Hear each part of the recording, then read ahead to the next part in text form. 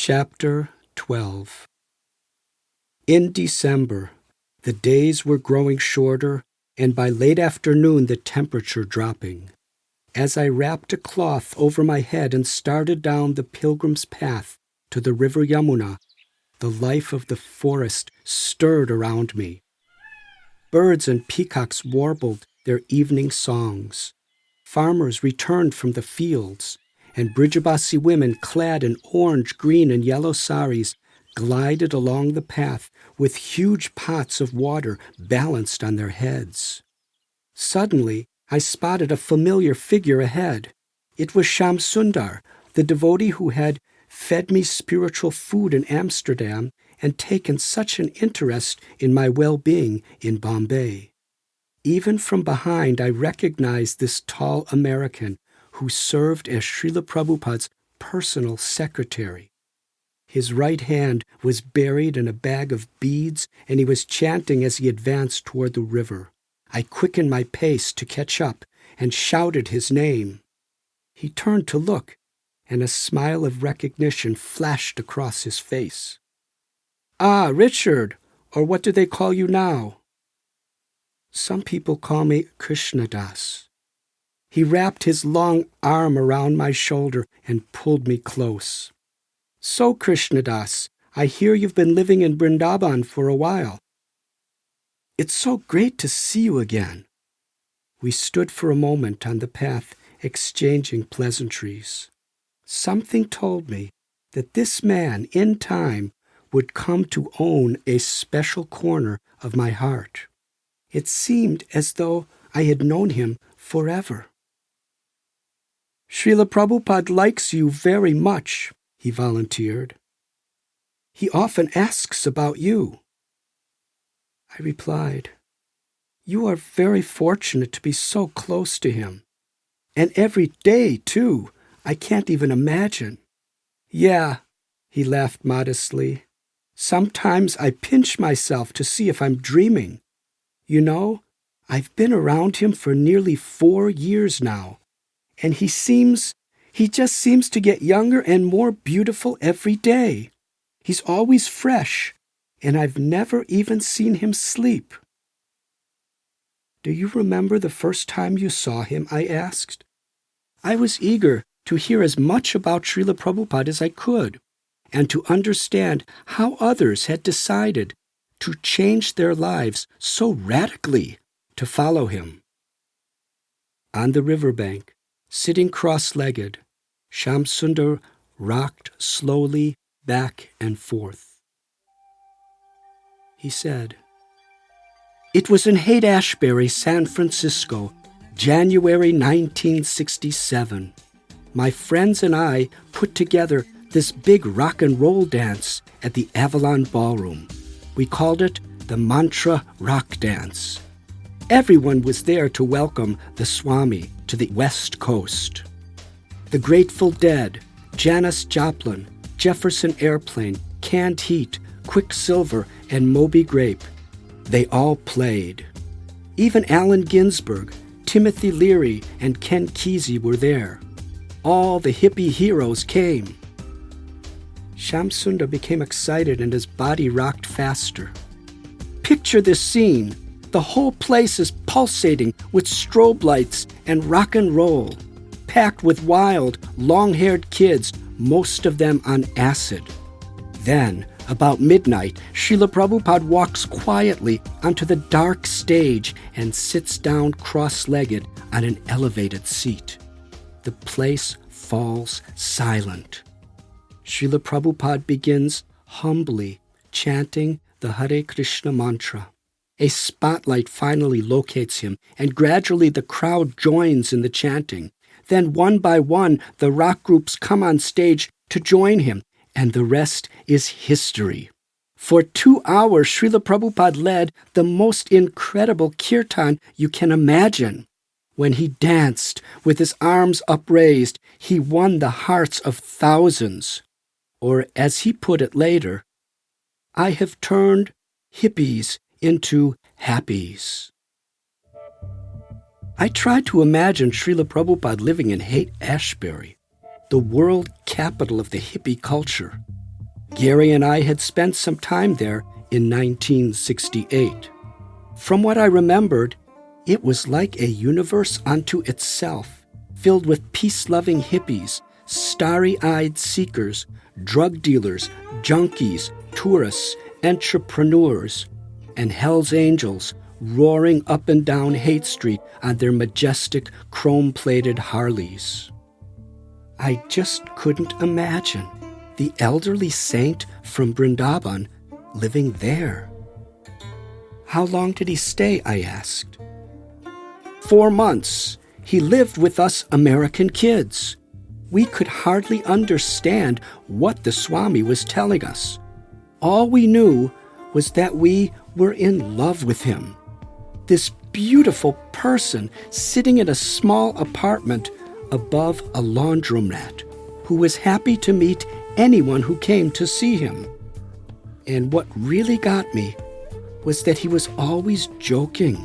Sometimes he would lie back and laugh so hard that all his teeth would show and tears would roll down his face. The riverbank was beginning to grow dark and chilly, the air filling with wood smoke from village cooking fires. I suggested we walk along the river to Keshi Ghat. We both rose to our feet and he dusted off his backside. As we walked along, Shamsundar continued, telling me how Prabhupada won the hearts of the Beatles, especially George Harrison, and how devotees became such close friends with the superstars, residing in John Lennon's home for months. Shamsundar asked, how could that happen if not by divine providence? All I could do was smile. And Prabhupada didn't want anything from these guys. He just wanted to give them the secret of life. In the first meeting with John and George, Prabhupada saw into their hearts.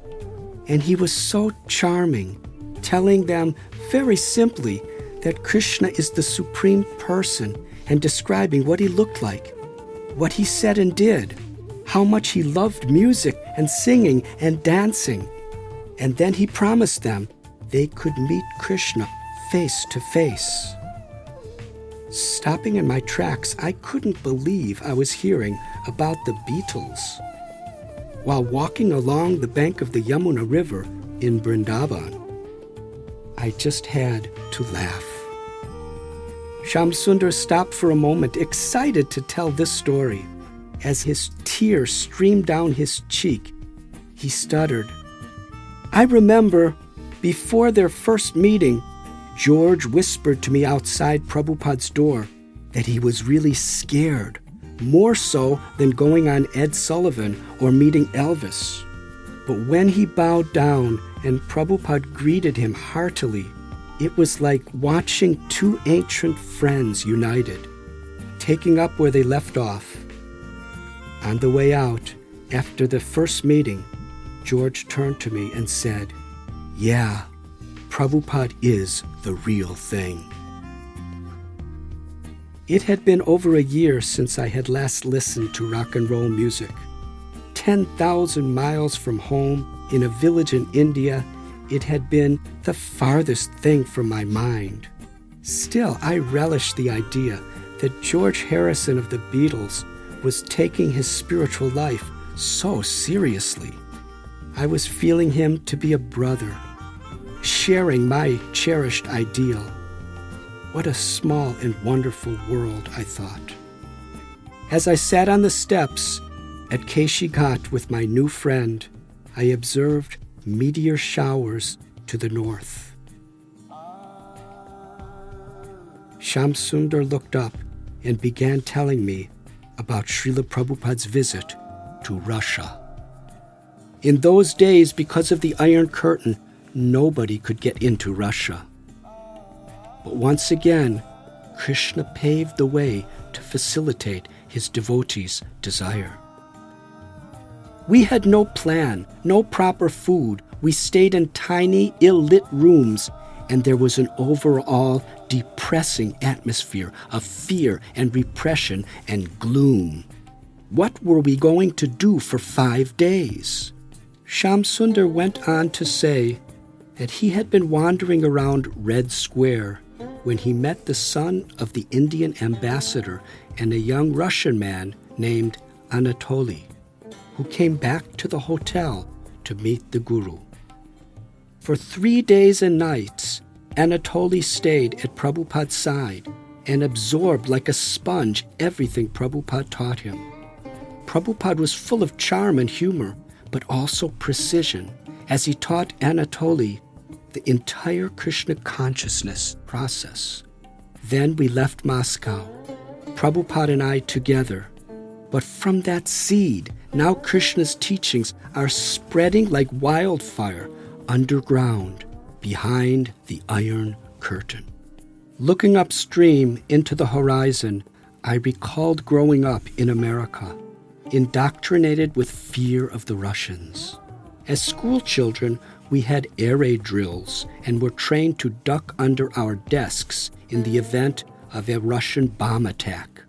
In fact, several of the wealthier families in my neighborhood built fully stocked nuclear bomb shelters in their backyards, anticipating such an attack from Russia. Yet, in the height of the Cold War, Shamsundar and Srila Prabhupada were in Moscow blissfully teaching the path of Bhakti Yoga to a Russian. I asked, "Why has Srila Prabhupada brought all you Western devotees to India?" Shamsundar looked thoughtfully into the distance before answering. "Prabhupada has often told us that real religion in this country is waning. Instead of God, he says, people want television and cars." I thought of the false guru I had met in Janakpur, whose highest ambition was to be a rich American. Shamsundar continued, "So I think he came back here and brought some of us along to say to the Indian people, 'Just see, these Western boys and girls have everything, TVs and cars, more than you will ever have. And they were not happy until they found Krishna. You have something they want, Krishna, so you should export Krishna.' Prabhupada has often said that with India's philosophy and America's wealth, the world can really prosper. He calls us Western devotees his dancing white elephants." I laughed and considered the brilliance of synthesizing Eastern philosophy with Western wealth and technology. I realized that I had been so immersed in searching for God in my own life that thoughts of how to bring spirituality to others were far from my mind. I asked, "And how are the people of India receiving all of you?" "Here in India, wherever we go, there are festivals of joy to greet us. But sometimes Srila Prabhupada is criticized to the point of death threats for giving initiation to Westerners, ignoring the caste system, or for engaging women in priestly duties." This impressed me. During my travels in India, I had witnessed oppression to the lower castes and women, and it had saddened me. Srila Prabhupada's courage to fight against it inspired me. Shamsundar continued, "Srila Prabhupada is truly a revolutionary." He bent down to splash some water from the river on his face to refresh himself, and then stood up and stretched.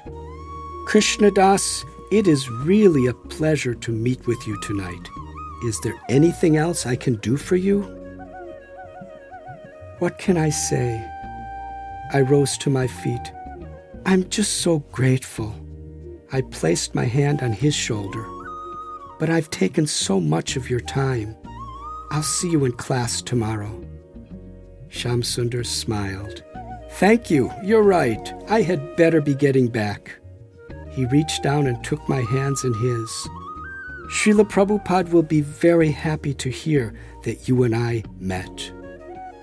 As I watched him hasten away, I felt immense gratitude, and along with that, a sense of blooming curiosity.